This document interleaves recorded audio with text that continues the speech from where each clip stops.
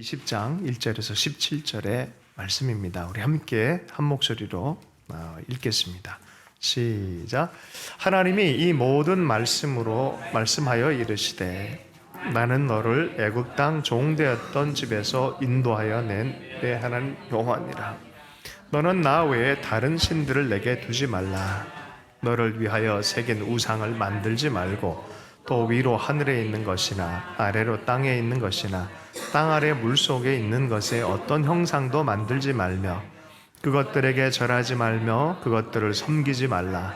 나 내 하나님 여호와는 질투하는 하나님인즉 나를 미워하는 자의 죄를 갚되 아버지로부터 아들에게로 3, 4대까지 이르게 하거니와 나를 사랑하고 내 계명을 지키는 자에게는 1000대까지 은혜를 베푸느니라. 너는 내 하나님 여호와의 이름을 망령되게 부르지 말라. 여호와는 그의 이름을 망령되게 부르는 자를 죄 없다 하지 아니하리라. 안식일을 기억하여 거룩하게 지키라. 여섯 동안은 힘써 내 모든 일을 행할 것이나 일곱째 날은 내 하나님 여호와의 안식일인즉 너나 내 아들이나 내 딸이나 내 남종이나 내 여종이나 내 가축이나 내 문 안에 머무는 객이라도 아무 일도 하지 말라. 이는 여섯 동안에 나 여호와가 하늘과 땅과 바다와 그 가운데 모든 것을 만들고 일곱째 날에 쉬었습니다. 그러므로 나 여호와가 안식일을 복되게 하여 그 날을 거룩하게 하였느니라. 내 부모를 공경하라. 그리하면 내 하나님 여호와가 내게 준 땅에서 내 생명이 길리라. 살인하지 말라. 간음하지 말라. 도둑질하지 말라. 내 이웃에 대하여 거짓 증거하지 말라. 내 이웃의 집을 탐내지 말라. 내 이웃의 아내나 그의 남종이나 그의 여종이나 그의 소나 그의 낙이나 무릇 내 이웃의 소유를 탐내지 말라. 아멘. 십계명 두 번째 시간입니다. 출애굽 초기에 출애굽기 3장에서는 하나님이 모세에게 나타나서 자신을 계시하셨어요. 스스로 있는 하나님, 다른 신과는 차별이 확실히 있는 전능자 하나님, 그 하나님께서 구원과 해방의 하나님으로 계시하셨어요. 내 백성을 가게 하라. 내가 너를 통해서 백성이 가게 하겠다라고 그런 말씀을 하셨습니다. 신랑이를 통해서 모세가 설득돼서 출애굽의 여정을 걸었어요. 그리고 광야의 길에 들어와서 네가 오늘 이렇게 본 것처럼 백성들도 여기 와서 나를 섬길 것이다 한 그 장소 호렙산에 도착을 했습니다. 그리고 그 백성이 하나님의 약속대로 실제로 그런 일들 안에서 하나님이 의도하신 백성으로서의 언약을 맺는 장면이 바로 십계명의 장면이라 그랬어요. 자, 그 장면을 다시 돌아가서 19장 5절과 6절의 말씀을 함께 다시 한번 읽습니다. 시작.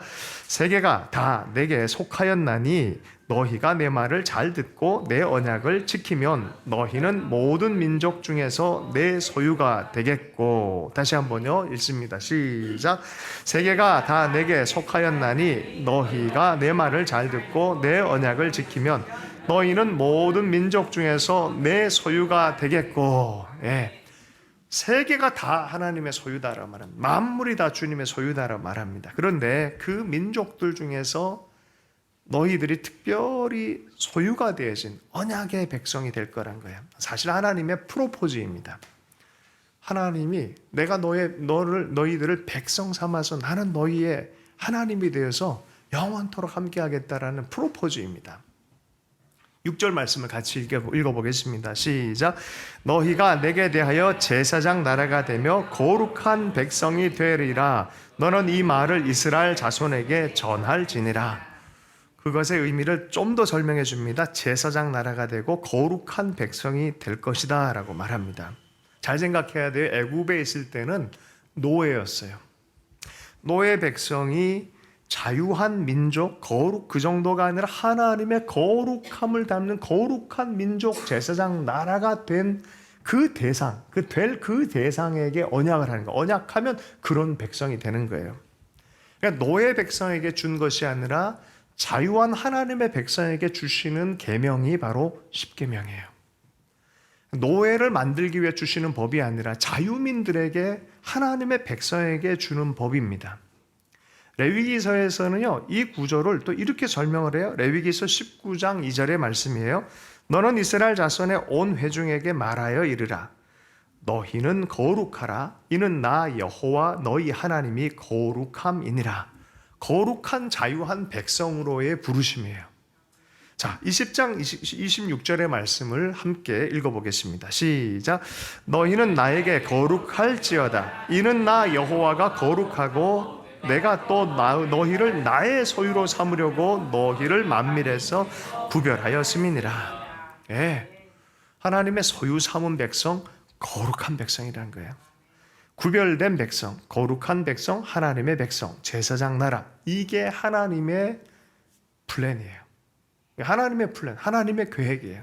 백성을 향한 계획이에요. 자, 이것이 그리스도 예수 안에서 계속해서 하나님 나라의 꿈이 꾸어지고 있다는 것을 베드로서에서 얘기를 해줍니다. 하나님이 다스린 나라는 하나님 나라잖아요. 하나님이 왕이신 나라는 하나님의 나라예요. 지금도 하나님의 다스림을 받는다 그러면 바로 이곳이 하나님 나라예요. 아멘? 네.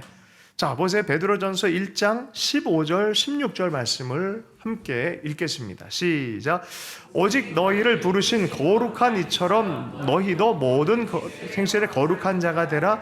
기록되었으되 내가 거룩하니 너희도 거룩할지어다 하셨느니라.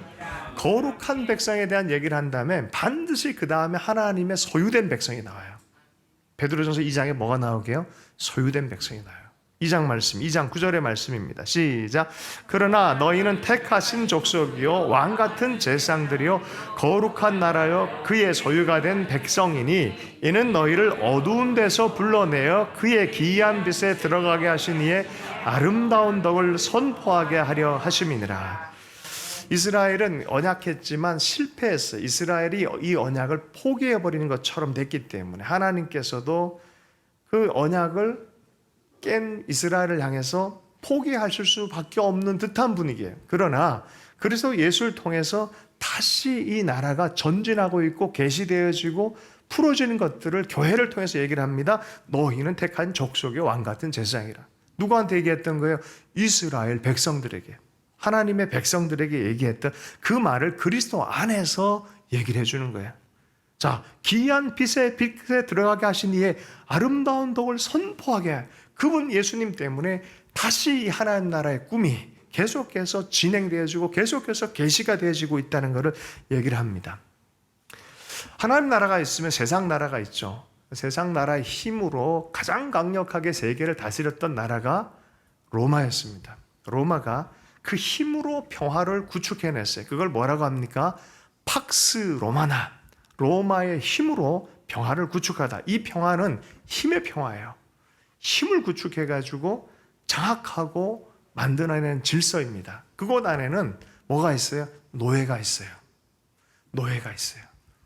우리가 힘이 가지면 좋겠는데 우리가 힘이 없어서 노예가 되면 이것처럼 서운한 시스템이 어디 있겠어요? 그죠? 자, 하나님께서는 이 로마를 총칼 하나 없이 하나님의 복음의 평화, 자유하는 예수 그리스도의 복음을 통해서 무릎 꿇게 만들어요. 이것이 300년에 일어난 로마의 운명이었어요. 총칼 하나 없이 하나님의 평화를 발견한 사람들이 마음으로 자유하게 되고 진짜 힘을 발견한, 그것을 발견한 거예요. 그러면 이걸 개인적으로 얘기를 하면은 진짜 내가 힘의 평화가 아니라 진짜 힘보다 더 강력한 자유케 하는 그 자유민의 복음을 발견한 사람이 한 명이 있었어요. 그 사람이 마틴 루터였어요. 마틴 루터가 1517년 비텐베르그 성당 앞에 95개조 반박문을 이렇게 했다는 얘기 우리 역사 안에 다 공부했잖아요. 이게 유럽의 역사를 갈라버렸어요. 1조에서 이렇게 얘기를 했어요. 95개 중에 1조에서 우리 주요 선생이신 예수 그리스도께서 회개하라 하신 것은 신자의 전 삶이 돌아서야 함을 명령한 것이다. 아무리 봐도 그 시대는 종교 자체가 노예화하는, 사람들 노예화하는 시스템인 걸 발견하고 성경을 읽고 보니까 성경에 이게 아닌데 라고 생각해서 성경의 원문에 따라서 믿음 안으로 들어가는 게 뭘까? 그리스도의 의로, 그리스도께서 행하신 일들에 대해서 믿음으로 얻는 자유, 면죄부 한다든지 뭐 잘 보인다든지 선행을 한다든지 이런 문제, 노예처럼 막 그런 게 아니라는 것을 발견한 거예요. 자, 그래서 그리스도를 믿는 믿음으로 구원받는 것에 대해서 성경적인 얘기를 하기 시작하는 거예요. 이게 진짜 자유다. 예수 안에 있는 자유를 발견한 거예요. 그리고 그리스도께로 돌이키는 것이 진짜 회개다. 진짜 믿음이 뭐냐? 그리스도께 돌이키는 거다. 방향을 그리스도 예수의 방향으로 전환하는 것이 회개다. 전적인 삶의 회개가 예수 방향으로 회개다라는 거예요.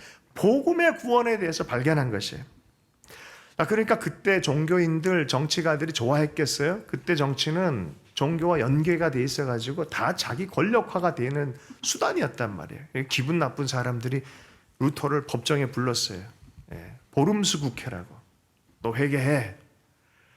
돌이켜. 그랬더니 어떻게 합니까? 종교인도 있고 정치가도 있고 그 사이에서 얼마나 짓눌렸겠어. 루터 혼자. 나는 그것을 변개할 수 없다. 나는 그것을 바꿀 수 없다. 성경에 나오는 이 예수 그리스도의 십자가의 구원, 이 자유하게 하는 복음, 나는 양보할 수 없다라고 얘기를 하고, 어떻게 그 한 사람이 그럴 수 있을까요? 대단하지 않습니까? 굉장한 용기죠. 그리고 마지막으로 기도합니다. 하나님이여 나를 도우소서. 이게 루터예요. 그 순간 중세의 어둠에서 횃불이 밝혀지기 시작합니다. 개신교가 나온 이유가 거기에요. 성경 말씀. 근데 왜 그전에는 성경을 공부를 안 했나? 안 했어요. 그전에는 인쇄술을 가지고, 인쇄술이 발달이 안 돼가지고 성경이 출판이 안 됐어요.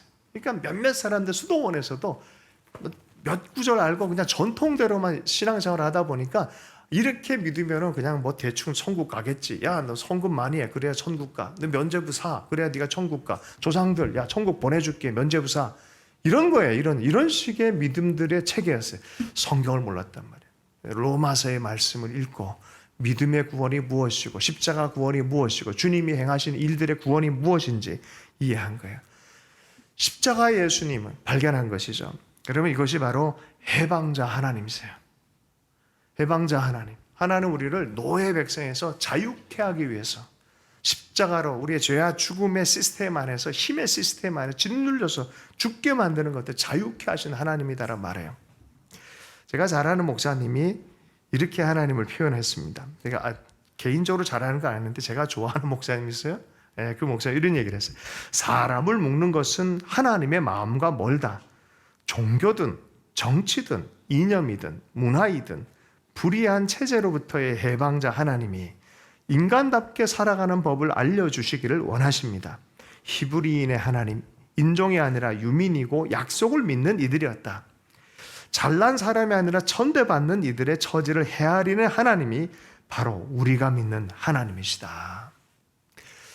하나님은 자유케 해주기를 원하시는 하나님이십니다. 너희는 내 앞에서 다른 신을 섬기지 못한다. 내 앞에 다른 신을 두지 말아라 하는 의미가 바로 이런 의미입니다. 억압되게 하는 그런 하나님을 섬기는 것들을 내 앞에서 금지시켜라. 내가 진짜 하나님이다. 어떤 하나님이요? 자유케 하는 하나님, 해방케 하는 하나님. 그 당시에 다른 신들이 많았어요. 공간에 묶여있고 물질에 묶여있고 토테미즘, 애니미즘, 정령 숭배, 심지어는 자기가 하나님이래. 그런 체계 안에서 살다 보면 사람들이 노예화가 되어지는 것이죠. 비인간화가 되어져요. 오늘날에도 그렇죠. 사람을 사람답게 대하지 못하고, 그죠? 많은 것이 수단화가 되어졌어요. 나를 위해 사람들을 상해하는 것을 아무 생각 없이 하고 있습니다. 어떻게 보면 우리의 신앙 자체가 해방하는 하나님과는 너무 다른 모습으로 신앙생활하는 것 같아요.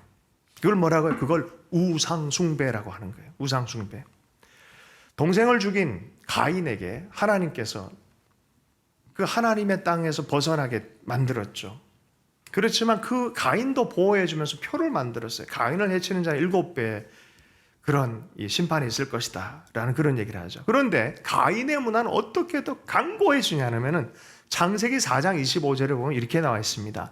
가인은 7배로 복수되어진다면 라멕은 77배로 복수되어질 것이다.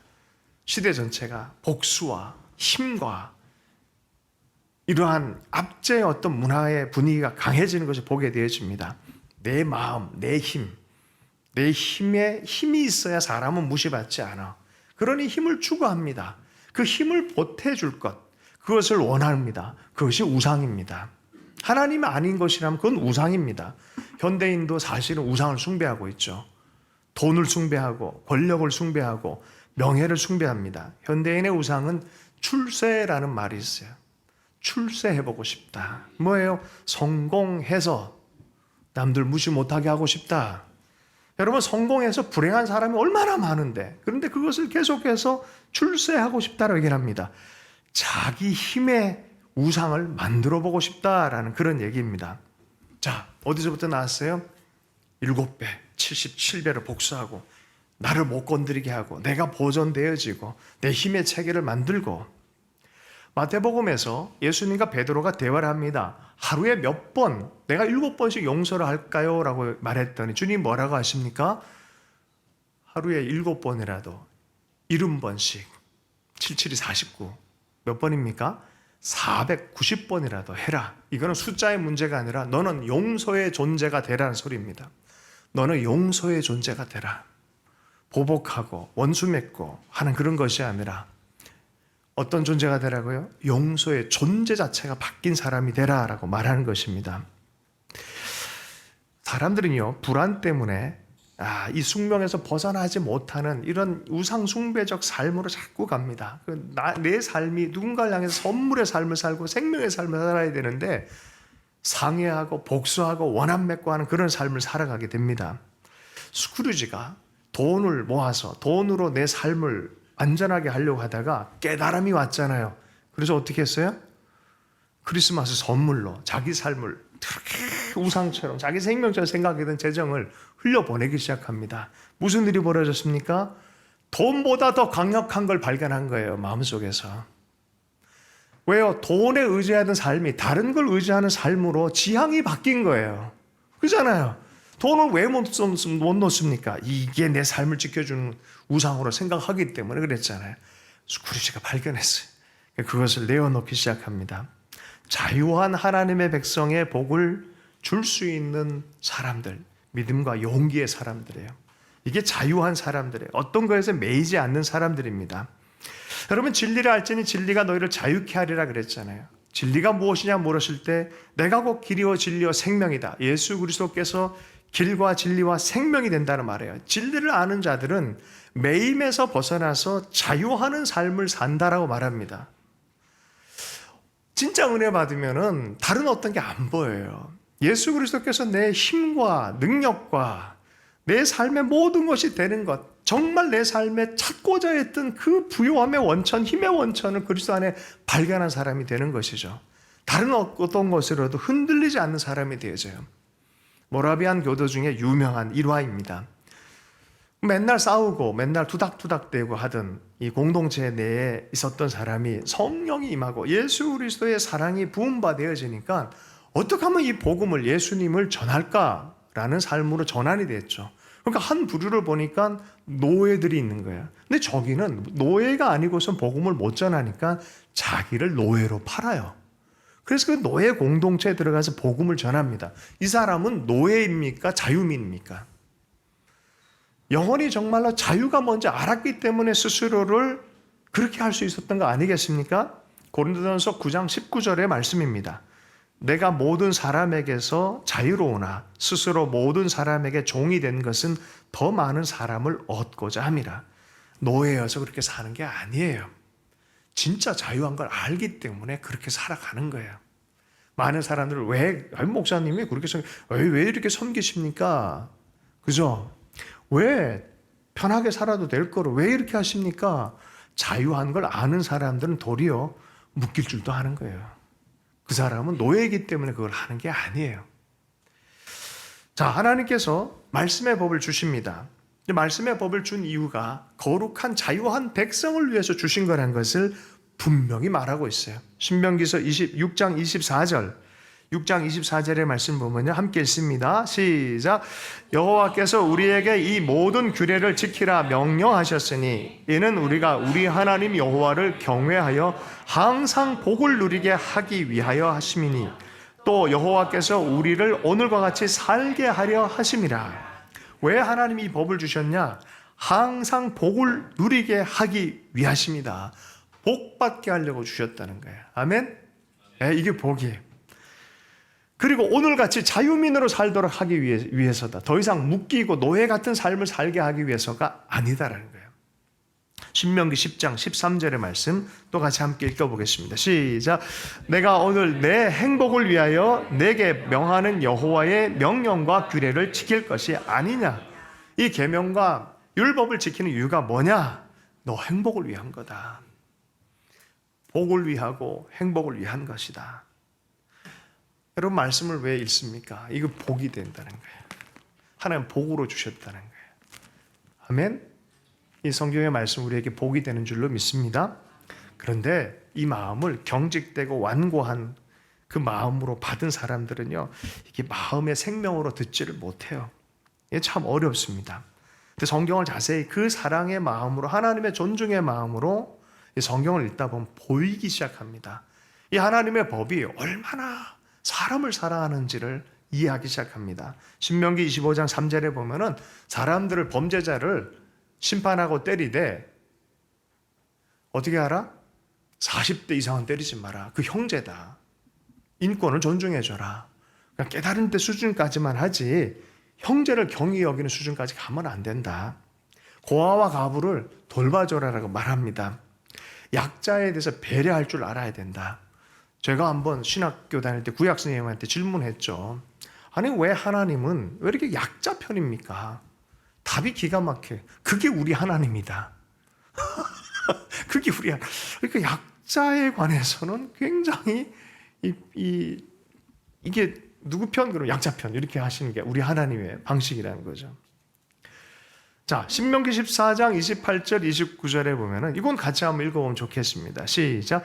매 3년 끝에 그 해 소산의 10분의 1을 다 내어 내 성읍에 저축하며 너희 중에 분깃이나 기업이 없는 레위인이나 내 성중에 거류하는 객과 및 과부와 과부들 먹고 배부르게 하라. 그리하면 내 하나님 여호와께서 내 손으로 하는 범사에 내게 복을 주시리라. 여러분 이 말씀을 우리 현대에 적용한다 그러면 여러분 이 남한 땅에 와 있는 거류민은 누굴까요? 거류민은 여기 정착하는 사람이 아니란 뜻이에요. 누구겠습니까? 물론 여러 가지 뭐 의견이 많겠지만 문자 그대로로 그냥 이제 좀 이렇게 대비한다 그러면 베트남에서 온 노동자들, 네팔에서 온 노동자들, 방글라데시에서 온 노동자들 이들을 먹고 배부르게 해라. 그들이 살 수 있도록 해라. 성경 분명히 얘기해요. 그렇게 하면 내 손으로 하는 범사에 내게 복을 주시리라. 여러분 복 받는 나라 되려면 우리가 어떤 걸 해야 되는지 말씀을 통해서 이해할 필요가 있어요. 여러분 구약의 말씀 여전히 하나님 말씀이고요. 이 말씀이 여전히 복의 통로입니다. 우리가 그렇게 살기 시작하면 내게 복을 주시리라 분명히 말씀하죠. 율법의 목적은 하나님의 복된 삶을 살도록 하나님의 백성다운 삶을 살도록 하나님 율법을 주신 것이에요. 계명을 주신 거예요. 하나님의 은총과 은혜로 사는 인생이란 것을 그 누구도 얘기해 주지 못할 때 하나님이 친히 말씀해 주는 법이 바로 십계명이에요. 율법입니다. 근데 이것이 시대가 지나면서 말씀을 왜곡합니다. 말씀 자체가 문제가 있는 게 아니라 말씀을 대하는 사람들이 왜곡시킨 거예요. 이 율법의 말씀을 왜곡하면서 가난한 자들 외면하고 정의가 사라지게 만들고 예루살렘 도성에 포악이 많아지게 만드는 말씀을 따라 살아야 될 사람들이 엉망진창으로 살면서 여전히 말씀을 산다라고 착각하는 그 시대가 돼버린 것이죠. 그리고 말씀을 연구해가지고 결론을 내린 게 예수님을 죽여라는 거예요. 이게 헤롯의 성경 공부였어요.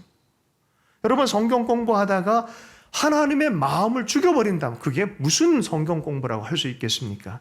하나님은 사랑이시다 말했고 하나님의 생명과 생명의 길을 걷도록 우리에게 말씀하셨는데 제가 이스라엘을 자주 가끔 가는데 저번에 갔을 때는 처음으로 그 여호수아가 또 여호수아 모세 그때 이제 정복에 들어갈 때 세겜에 가보면 그리심과 에발산에 이렇게 있어요. 그리심산과 에발산에 이렇게 있어요. 그 산에 가면은 백성 12족속 중에 반은 니들 여기 그리심에 서 너희 지키면 아멘 지키면 복을 받는다고 아멘 해 이런 조항 쫙 얘기를 해요. 복의 조항들. 이렇게 지키면 복 받는다. 지키면 복 받는다. 아멘해. 그럼 자, 이렇게 자르겠습니다. 이렇게 쫙 반으로 딱 잘라가지고 여기를 그리심산이라 그래요. 여기는 이렇게 하면 복 받는다. 아멘 하세요. 한번 해보세요. 아멘.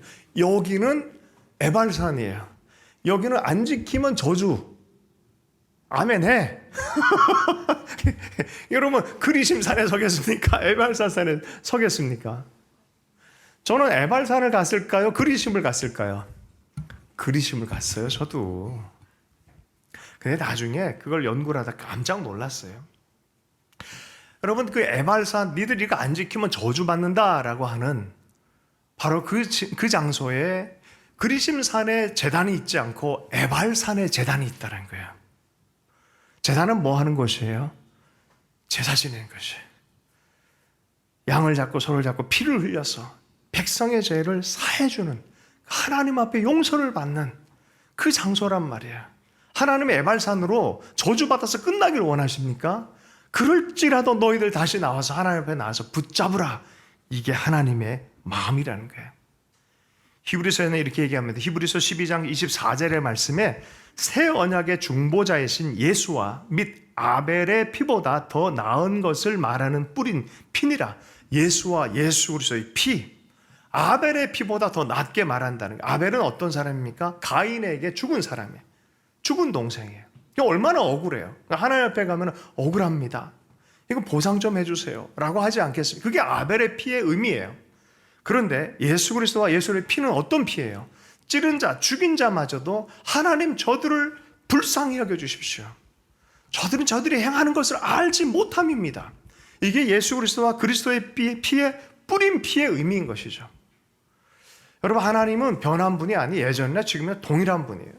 구약의 하나님 다르고 신약의 하나님은 그렇지 않습니다. 성경을 면밀히 살펴보면 여전히 하나님 처음부터 사랑의 하나님이셨어요. 우리가 정말 복받고 살기를 원하는 것이 하나님의 뜻인 것이죠. 하나님의 백성답게 사는 것이 하나님의 뜻인 것이죠. 주님이 첫 번째 말한 게 뭐예요? 우상 숭배하지 말아라. 우상의 체계로 살다 보면 너희들 사람답게 못 산다. 진짜 자유민으로, 진짜 믿음과 용기 있게 당당하게 사람답게 살아가는 그 삶을 살아라. 그런 뜻입니다. 우상 숭배하지 마라. 끊임없이 욕망의 확장, 끊임없이 죽고 먹히고 누군가를 잡고 하는 그런 바벨탑 쌓기에서 그만해라 라는 그런 소리입니다. 하나님을 부르면서 하나님이 미워하는 것을 앞에다 갖다 놓는 그런 엉뚱한 행동을 하지 마라. 영적인 간음이다. 행하지 말라라고 말하는 것이죠. 여러분, 그리스도의 공동체 하나님의 사람들을 볼 때마다 이 그리스도의 마음이 보여야 되는 거예요. 그리스도의 삶, 이 사랑의 하나님이 현실적으로 보여야 돼요. 죄인도 원수도 친구로 변하는 그것이 현실이 되는 것이 바로 교회입니다. 그리고 그리스도인들이라고 하는 거죠. 빌립보서 2장 6절에서 8절까지의 말씀. 주님께서는 우리를 구원하기 위해서 낮아지시고 비우시고 죽기까지 복종하셔서 죄인들을 다시 시작할 수 있도록 리셋을 눌러주신 거예요. 그리고 우리의 죄를 대신 죽어주시면 십자가에서 죽으십니다라고 말씀하셨습니다. 그런데 요새는 하나님의 뜻을 따라서 이 예수 그리스도의 뜻을 따라서 살리려고 하지 않아요. 내 힘만 추구하려고 합니다. 주님을 향해서 예스라고 말하지 않습니다. 십자가를 붙드는 교회가 점점 줄어듭니다. 많은 사람들이 불안 때문에, 공포심 때문에 우상을 숭배합니다. 또 그걸 극복해서 힘을 소유하고 많은 걸 소유해서 나를 세우려고 하는 우상의 시대를 살아가고 있습니다. 하나님과 더불어 여정을 떠나는 하나님께 소망을 두는 것이 무엇인지 다 잊어버린 것 같습니다. 예수님의 제자가 예수님과 더불어서 변화산에 올라갔어요. 변화산에. 예수님 그냥 이렇게 좀 좋은 선생 정도로 좀 알 수도 있잖아요. 그런데 변화산에서 모세와 엘리야와 대화하면서 예수 그리스도를 발견하면서 놀라운 변화를 경험한 거죠. 베드로가 우와, 이 나라가 있네. 영원한 나라가 있네. 이분이 정말 하나님의 아들이시네. 너희는 그 아들의 말을 들으라 하라는 음성까지도 듣잖아요. 이 세계가 있네. 이 세상이 이걸로 끝나지 않네. 영원한 세계가 있고 영원한 하나님 나라가 있네. 이게 너무 좋잖아요. 하나님 나라처럼 변한 그 산 위의 모습. 베드로가 한 말 뭐라 합니까? 나 여기 살게 해주세요. 초막 셋을 짓고 여기 살게 해주세요. 주님이 뭐라고 하셨어요? 너 봤으니까 이제 내려가. 봤으니까 내려가. 경험했으니까 너 아니까 내려가. 소명의 삶을 살아. 그렇게 얘기하잖아요. 여러분, 하나님을 누리고 하나님을 봐야만, 하나님의 사랑을 알아야만 또한 내려갈 수 있는 사람이 되는 줄로 믿습니다. 참된 리더십은 여기에 있어요. 본 것을 나누고 본 것을 높이 올라간 다음에 낮출 수 있는 사람입니다. 하나님을 경험한 사람만, 하나님의 부요함을 경험한 사람만 낮아져서 내 것을 나눌 수 있는 사람이 되어집니다. 하나님의 높이를 경험한 사람만 낮은 곳에, 예수님이 그렇게 높은 곳에 계셨지만 그분의 사랑을 알았기 때문에, 그걸 신뢰하고 알았기 때문에 온전히 나에서 자기를 비울 수 있었습니다. 좋은 리더는 그런 리더들이죠. 그죠? 나만 정상에 올라서 야호로 끝나는 게 아니라 저기 밑에서 캠프 치고 있고 힘들어하는 사람 다시 내려가가지고 그 너머에 세계가 있는 걸 보여주기 위해서 다시 내려가서 끌어당겨서 하는 것이죠. 여러분, 이게 신앙생활입니다. 세상을 살아가는 사람들의 신앙생활이에요. 혹자는 그렇게 얘기를 해요. 엘리베이터 같은 신앙생활을 하지 말고 분수 같은 신앙생활을 해야 된다. 분수는 어떻게 해요? 높이 올라가면 올라갈수록 깊이 떨어질 수 있잖아요. 그죠? 여러분, 하나님이 높이 세우실 때가 있어요. 그러면 여러분 알아야 돼요. 어떻게 높아진다? 낮아지기 위해서 높아지는구나. 할렐루야. 내가 멀리 가고 저 멀리 가고 더 낮게 낮아지기 위해서 하나님 나를 높여주시는구나. 하나님 높여주실 때 어떻게 하라고요? 나를 그렇게 쓰시려고 나를 높여주시는구나. 높아진다면 어떻게 해요? 역시 나야. 그럼 큰일 나는 거죠. 성경 에스겔서에 그렇게 얘기를 합니다. 받기만 하고 흘려보내지 못하는 것은 썩은 물이 될 것이다 라고 말합니다. 은혜는 계속 흘러가야 돼. 받은 만큼 흘려보내는 인생을 살아야 주님 만날 때도 부끄럽지 않게 만나게 됩니다. 주님이 이렇게 영접할 거예요. 그렇게 산 사람들은 야, 너 나 닮았구나. 네 마음이 내 마음이고 네 눈빛이 내 눈빛이구나. 아는 사람, 하나님이 아는 사람 될 수 있기를 축복합니다. 여러분, 이게 마태복음 6장 33절의 의미예요. 하나님으로 먼저 살아라. 너희는 먼저 그의 나라와 그의 일을 구하라. 그리하면 이 모든 것을 너에게 더하시라. 먼저는 해방하시는 하나님, 하나님을 섬기고 하나님 안에 평화를 일구며 살아가는 그 삶, 하나님과 연대된 삶으로 먼저 살아가라. 신앙의 첫 시작을 이렇게 하길 축복합니다. 아침에 일어날 때 뭘 마시라고요? ABC, Amazing Grace. 은혜로 삽니다. 하나님 보면서 삽니다. 성경을 통해서 하나님의 말씀대로 내가 삽니다. 할렐루야. 그리스도 중심으로 내가 삽니다. 그리스도처럼 내가 살아갑니다. A, Amazing Grace. B, Bible. C, Christ. 그리스도 안에서 그렇게 살아갈 수 우리가 되면 좋겠습니다. 자, 이게 1계명부터 5계명, 4계명까지 또 이렇게 빠른 속도로 제가 좀 나누겠는데요. 자, 1계명 출애굽기 20장 3절의 말씀입니다. 함께 읽습니다. 시작. 너는 나 외에 다른 신들을 내게 두지 말라. 하나님을 향한 태도에 대한 먼저 올라가는 부분부터 다룹니다. 내 옆에 다른 신, 다른 방식으로 세상 노예 시스템으로 살지 말아라 라는 것입니다. 바른 섬김을 해라. 예수님께서는 이걸 또 이렇게 얘기하셨어요. 마태복음 6장 24절에 하나님과 재물을 겸하여 섬기지 못하느니라. 분명히 말씀하셨어요. 자, 2계명 출애굽기 20장 4절에서 6절까지의 말씀입니다. 함께 읽습니다. 시작. 너를 위하여 새긴 우상을 만들지 말고 또 위로 하늘에 있는 것이나 아래로 땅에 있는 것이나 땅 아래 물속에 있는 것에 어떤 형상도 만들지 말며 그것들에게 절하지 말며 그것들을 섬기지 말라. 나 내 하나님 여호와는 질투하는 하나님인즉 나를 미워하는 자의 죄를 갚되 아버지로부터 아들에게로 3, 4대까지 이르게 하거니와 나를 사랑하고 내 계명을 지키는 자에게는 1000대까지 은혜를 베푸느니라. 우상을 새겨 만든 것, 형상을 하나님을 대체하지 말. 하나님을 형상으로 대체하지 말. 그건 사람이 만든 거 아니냐. 하나님이 사람을 만들었지 만들어진 신을 신이라고 부르는 그런 어리석은 짓을 하지 말아라는 거예요. 예술 표현을 금지하라는 소리가 아니에요. 그래서 여기 의견이 카톨릭과 우리 개신교가 좀 달라요. 이건 나중에 좀 설명하도록 하겠습니다. 어쨌든 그 우상을 두고 하나님 자리로 만들어버린 의미화. 그죠? 뭐가 이거 되는 것처럼 기드온도 이 에봇을 이렇게 하고 기드온 시대 지나니까 우상처럼 섬겨요. 언약궤도 하나님 임재를 상징하는 거지만 임재의 상징일 뿐인데 그게 무슨 하나님처럼 섬기면서 사람들 그걸 들고 전쟁에 나가요. 그거 우상이에요. 그거. 네. 하나님은 하나님이세요. 하나님을 대체한 어떤 것은 하나님이 미워하게 하는 거예요. 하나님을 미워한다라는 그런 의미로 하나님 받아들이신다는 거예요.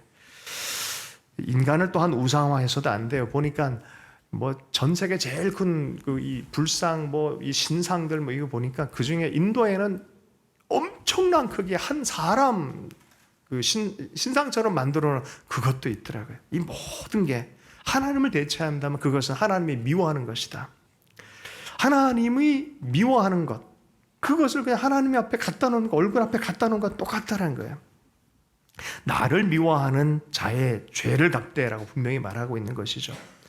나를 사랑하고 그의 계명을 지키는 자, 계명을 지키는 자, 하나님과 그 계명을, 그분과 그의 말씀을 지키는 자는 천대까지 은혜를 베푸느니라. 3계명을 읽겠습니다. 20장 7절의 말씀입니다. 시작. 너는 내 하나님 여호와의 이름을 망령되게 부르지 말라. 여호와는 그의 이름을 망령되게 부르는 자를 죄 없다 하지 아니하리라. 자기의 결백을 강화하기 위해서 하나님의 이름을 사용하는 사람들이 있어요. 그래도 내가 그리스도인인데, 그리고 사기를 쳐요. 그럼 하나님을 믿을 만한 분으로 만들어서 사기꾼으로 만들었어요. 믿지 못할 분으로 만들었다는 거예요. 그리스도라는 이름, 하나님의 이름을 망령되이 부르지 마. 너희는 그저 예 아니면 예, 아니요 아니면 아니요, 거기까지만 해라. 하나님의 이름을 통해서 무엇인가 이득 보려고 그러고 자기 의견을 강화하려고 하는 그런 어리석은 일 하지 말아라. 하나님을 경외함으로 섬기라라는 그런 소리입니다. 자, 4계명 읽습니다. 출애굽기 20장 8절의 말씀부터 11절까지 읽습니다. 시작. 안식일을 기억하여 거룩하게 지켜라. 엿새 동안은 힘써 내 모든 일을 행할 것이나 일곱째 날은 내 하나님 여호와의 안식일인즉 너나 내 아들이나 내 딸이나 내 남종이나 내 여종이나 내 가축이나 내 문 안에 머무는 객이라도 아무 일도 하지 말라. 이는 엿새 동안에 나 여호와가 하늘과 땅과 바다와 그 가운데 모든 것을 만들고 일곱째 날에 쉬었음이라. 그러므로 나 여호와가 안식일을 복되게 하여 그 날을 거룩하게 하였느니라. 창조의 과정 안에 하나님이 복을 주셨다라는 표현을 이 안식일에 하고 있단 말이에요. 이거 잘 몰라요, 사람들이. 안식일에는 모든 일을 쉬라는 거예요. 어떤 책의 제목이 이런 책이 있어요. 아주 유명한 신학자의 책인데, 안식은 저항이다. 뭐에 대한 저항이에요? 여러분, 이 종로 5가와 을지로 그 사이에 그쪽에 가보면 어떤 길 이름이 있어요. 전태일로 이렇게 있어요.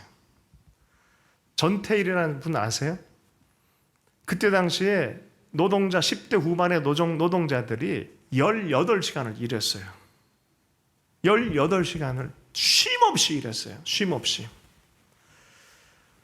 그게 가한 일입니까? 한 인간에게. 그래, 예수 믿는 20대 청년이 이건 아닌 것 같은데, 사람이 사람답게 살아야 될 텐데, 그러면서 거기서 분신 자살했죠.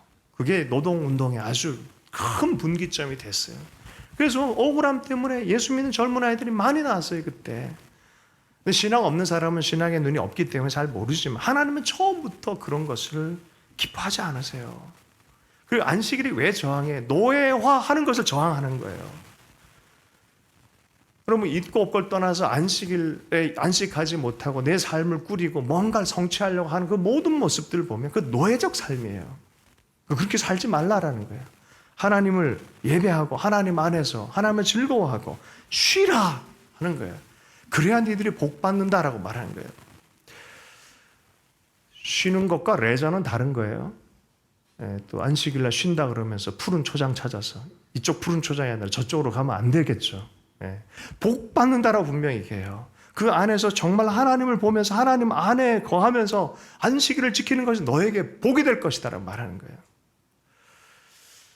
여러분, 그런 복된 사람 되길 축복합니다. 자, 그런데 이거를 유대인들은 굉장히 문자적으로 또 해석하는 이상한 버릇이 있어요. 그러니까 가보면은 엘리베이터도 안 누르고요, 이방인들한테 눌러달라 그러고요, 매 층마다 다 서는 엘리베이터 만들고 그래요. 너 안식일 안 지켰지? 너 안식일인데 예수님 죽이려고 막 도망가는데 안식일법인데 안식일에 몇 킬로 이상 못 가. 예수님이 한 2킬로라 치자고요.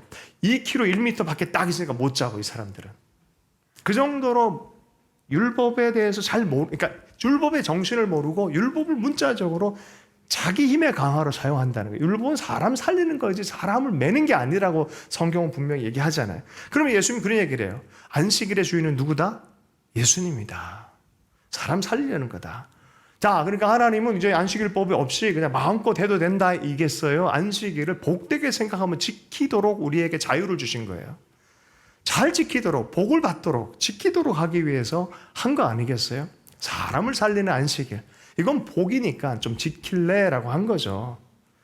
안 지키면 난 죽어, 도끼 들고 찾아오고 그런 하나님이 아니라는 거죠. 여러분, 안식일을 거룩하게 지키는 우리가 되길 원합니다. 이게 하나님의 마음이에요. 복 받기를 원하는 마음인 것이죠. 5계명까지 읽어보십시다. 사실은 사람에 대한 계명이지만 하나님께 속한 또 계명이기도 한 게 부모님을 향한 계명입니다. 우리 출애굽기 20장 15절의 말씀을 읽습니다. 시작. 내 부모를 공경하라. 그리하면 내 하나님 여호와가 내게 준 땅에서 내 생명이 길리라. 청소년 범죄의 대부분이 보면요, 이 공경하지 않는 이러한 마음이 없는 세대, 망한 세대가 돼요. 연결이 안 돼요. 하나님이 연결 안 되고 부모가 연결 안 되고 사랑과 존중이 연결 안 된 세대, 그럼 망하는 세대죠. 제일 부러운 것 중에 하나가 그래서 3대가 다 신앙생활하고 하나님 안에서 서로를 사랑하고 공경하고 섬길 줄 아는 그런 집들. 여러분 그걸 꿈꾸기를 축복합니다. 네. 나머지 계명은 다음 주에 좀 나누도록 하고요. 말씀을 마무리하면서 한 사람의 이야기를 통해서 말씀을 마무리하겠습니다. 1981년도에 영화가 하나 제작이 됐습니다. 불의 전차. 아주 현대 음악의 출발점이라는 반젤리스라는 사람의 음악이 나와요. 그 전자음악이 쫙 나와요. 기가 막힌 음악이죠. 지금도 아주 유명한 음악입니다. 사실 그런데 그것은 음악으로 유명할 뿐만이 아니라 그 이야기의 스토리의 주인공이 너무나 중요한 사람입니다. 그 사람의 이름은 에릭 리들. 이 사람에 관해서 영화를 만든 게 불의 전차입니다. 지금도 영화 이렇게 찾으면 나올 거예요. 유튜브 오늘 가서 한번 보세요. 불의 전차, 에릭 리들에 대한 이야기입니다. 파리 올림픽 100m 육상 경기 주자로 나갔습니다. 영국의 금메달 유망주였던 에릭 리들에 대한 이야기인데요. 1924년 파리 올림픽 스코틀랜드 출신의 선수인데 영국 대표로 나갔습니다. 그런데 이때는 미리 일정을 발표하지 않고 해가지고 대표로 나갔는데 그 다음에 보니까 일정이 발표가 됐는데 주일날에 뛰게 만들어 놓은 거예요. 그런데 이 에릭 리들은 믿음의 사람이었어요. 단호하게 주일날에 하는 거는 나는 못합니다 라고 한 거예요. 나는 못합니다. 예. 주일에는 저는 뛰지 않습니다. 여러분, 국가적인 기대를 온몸에 받고 있는 사람이 주일날 그거 한 번 빠지는 것 때문에 이렇게 뒤집어 엎는다 그런 거, 이거 생각만 해도 오금 조리는 일 아니겠습니까? 당사에도 오금이 조리고 밖에 있는 사람이 있잖아요. 좀 뭐냐? 똑같은 느낌으로 이 사람을 비난합니다. 온 언론들이 다 비난합니다. 옹졸한 신앙인, 냉소하기도 하고 막 배신자라 그러기도 하고 저게 무슨 신앙이냐 그러기도 하고 그게 뭐가 그렇게 중요해? 라고 말합니다. 분노를 품고 온갖 비난을 다 받아들입니다. 예. 그 분노 품은 그런 비난에 그래도 하나님 앞에 내 신앙 양심 안에선 하나님의 말씀을 나는 지키기를 원합니다. 그런 갈등 사이에 동료였던 해럴드 아브람스가 100m를 나가서 금을 땁니다. 그리고 에릭 리들은 200m 자기 주종목이 아닌데 기대도 안 했는데 나가서 동메달을 이제 주일 이후에 따기 시작합니다. 자, 이제 400m를 뛰어야 되는데 뛸 사람이 없어요. 그런데 감독이 이 에릭 리들에게 400m를 뛰라고 제안을 한 거예요. 자, 호텔에서 그날 400m 뛰는 날이 돼서 나오는데 택시를 타고 오는데 주머니에 뭔가 쪽지가 있었던 거예요. 마사지사가 쪽지를 하나 넣어줬어요. 거기에 이런 메시지가 있었어요. 사무엘상 2장 30절이 쓰여졌습니다. 나를 존중히 여기는 자를 내가 존중히 여기리라. 이 말씀과 더불어 하나님 안에서 나를 존중하는 자에게 항상 주 안에 승리하리라 라는 그런 격려의 말씀이었어요. 우여곡절 안에서 다시 뛰게 된 400m 아니겠습니까? 혼신의 역주를 하는데 아유, 이 400m는 그렇게 뛰면 안 되는데 100m 뛰시 뛰어버린 거예요. 한 200m까지 갔을 때 사람들이 속으로 생각해, 아, 저 사람이 지쳐서 안 되겠구나. 그러는데 그 200m 뛰는 그 속도로 똑같이 얼굴을 하늘로 쳐들고 마치 수영하듯이 팔을 흔들면서 뭔가 기도하듯이 막 뛰어갑니다. 똑같은 속도로 뛰어가면서 세계 신기록을 세워버린 거예요. 네, 에릭 리들의 이야기입니다. 혼신의 역주를 한 거죠. 승리의 비결을 묻는 사람들에게 이렇게 얘기하세요. 인터뷰할 거 아니에요. 어떻게 그렇게 뛰었습니까? 처음에 200m는 제가 최선을 다해 빨리 달렸고 나머지 200m는 하나님의 도우심으로 더 빨리 달릴 수 있었기 때문입니다.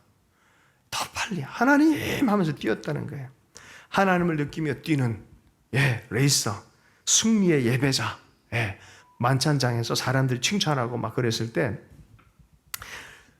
아주 중요한 발표를 합니다. 육상은 실은 저의 소명이 아닙니다. 하나님 저에게 주신 기회의 장이고 나는 그 기회의 장을 열심히 했습니다. 육상은 실은 제 삶의 훈련이고 제 삶의 목표는 중국 선교사입니다. 실은 이 에릭 리들은 중국 선교사의 자녀로 태어났고 5살까지 중국 천진에서 살았던 사람이에요. 그리고 자기 삶을 그 아이들을 위해서 살기로 결정하고 선교사로 드리기로 결정한 그런 사람이었어요. 여러분, 그의 진짜 레이스는 선교적 레이스가 시작될 때였습니다. 1년 동안 신학 공부를 하고 또 이 사람이 간증도 많이 돌아다니고 해서 사람들에게 많이 알려졌죠. 고별 설교를 한다 그러니까 사람들이 많이 모였을 때 그가 주제로 설교한 설교가 이사야서 41장 10절의 말씀, 하나님 자기에게 주신 말씀이다라고. 두려워하지 말라, 내가 너와 함께 함이라. 놀라지 말라, 나는 내 하나님이 됨이라. 내가 너를 굳세게 하리라. 참으로 너를 도와주리라. 참으로 나의 의로운 오른손으로 너를 붙들리라. 그런 설교를 하고 이제 선교 현장으로 가려고 기차를 탑니다. 사람들이 가지 않고 몰려듭니다. 군중들이 몰려들어서 굉장히 많은 사람들이 전송하고 눈물 흘리는 사람도 있었습니다.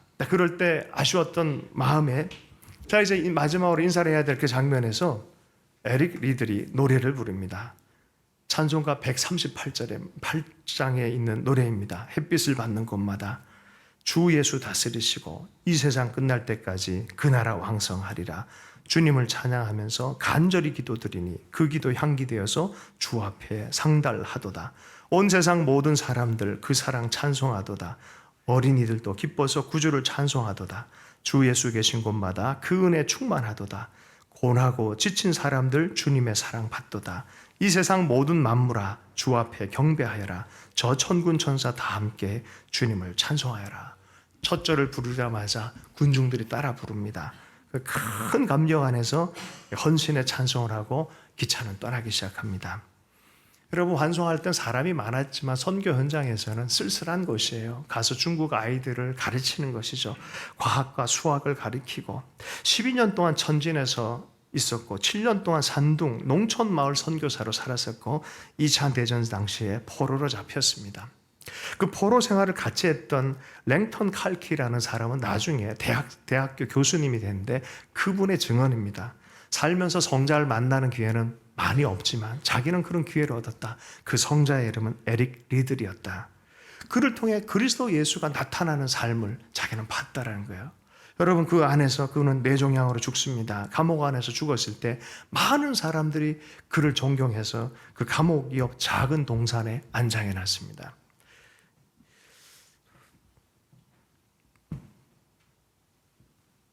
이게 제가 울 포인트가 아닌데 이상하게 오늘 이 설교를 준비하면서 그런 마음들을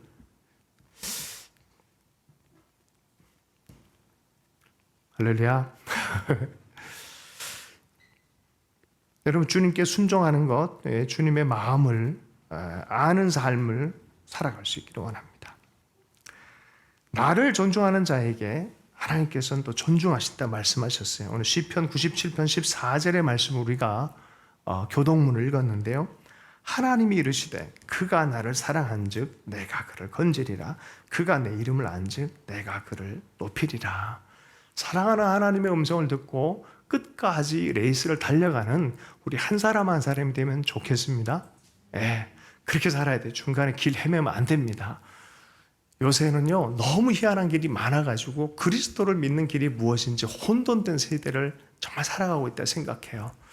여러분, 주님 따라 말씀 따라 승리하며 성령 따라 살아가는 하나님의 사람 되기를 축복합니다. 주신 말씀 붙들고 잠시 기도하도록 하겠습니다.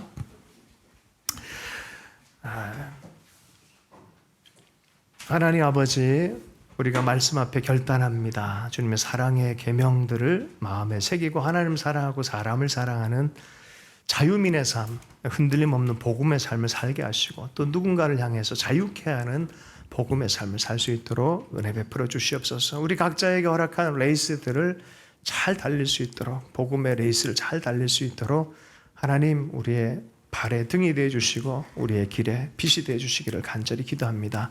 우리 삶을 아신 주님께 다시 한번 위탁하며 살아계신 예수님 축복하며 기도했습니다.